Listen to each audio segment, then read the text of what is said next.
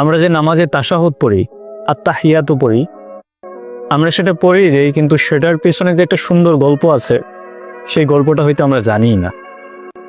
আমরা শুনেছি যে রাসূলুল্লাহ সাল্লাল্লাহু আলাইহি সাল্লাম মেয়ারাজে গিয়েছিলেন। ইসরা এবং মেয়ারাজের সেই গল্প আমরা অনেক শুনেছি, অনেক আলেম ওলামা বলেছে, অনেক বইয়ের গল্পে শুনেছি, অনেক ভিডিওজে দেখেছি। কিন্তু রাসূলুল্লাহ সাল্লাল্লাহু আলাইহি সাল্লাম আল্লাহ তাআলার সাথে ইসরা এবং মেয়ারাজে একটা কথোপকথন করেছিলেন। সেই কথোপকথনটাই হচ্ছে তাশাহুদ তথা আত্তাহিয়াতে।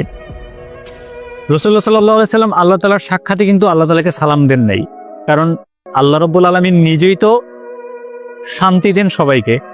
আল্লাহ তাআলার শান্তি চাওয়াটা তো আর মানায় না, রাইট? সেই জন্য রাসূলুল্লাহ সাল্লাল্লাহু আলাইহি সাল্লাম আল্লাহ তাআলাকে উদ্দেশ্য করে বললেন যে আত্তাহিয়াতু লিল্লাহি ওয়াসসালাওয়াতু আত-তাইয়্যিবা, যে সমস্ত প্রশংসা, সমস্ত সমৃদ্ধি, সমস্ত পবিত্রতা আল্লাহ তাআলার জন্য। প্রত্যুত্তরে আল্লাহ তাআলা কি বললেন?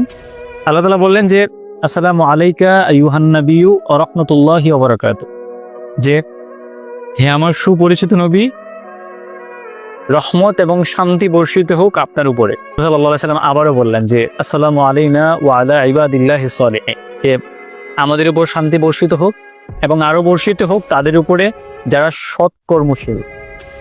আল্লাহ তাআলা এবং রাসূলুল্লাহ সাল্লাল্লাহু আলাইহি সাল্লামের সেই কথোপকথন শুনে ফেরেশতারা সমুচ্চরে বলে উঠল, আশহাদু আল্লা ইলাহা ইল্লাল্লাহু ওয়া আশহাদু আন্না মুহাম্মাদান আবদুহু ওয়া রাসূলুহু, যে আমরা সাক্ষ্য দিচ্ছি আল্লাহ তাআলা ছাড়া আর কোনো মাবুদ নেই। রাসূলুল্লাহ সাল্লাল্লাহু আলাইহি ওয়াসাল্লাম আল্লাহ তাআলার বান্দা এবং রাসূল।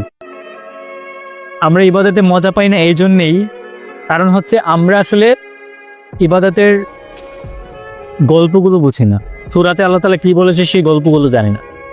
এই জন্য আজকে থেকে আমার ভিডিওটি যারা দেখেছেন তারা নিশ্চয়ই আত্তাহিয়াত পড়ার সময় সেই কথোপকথন আপনাদের চোখের সামনে ভেসে উঠবে।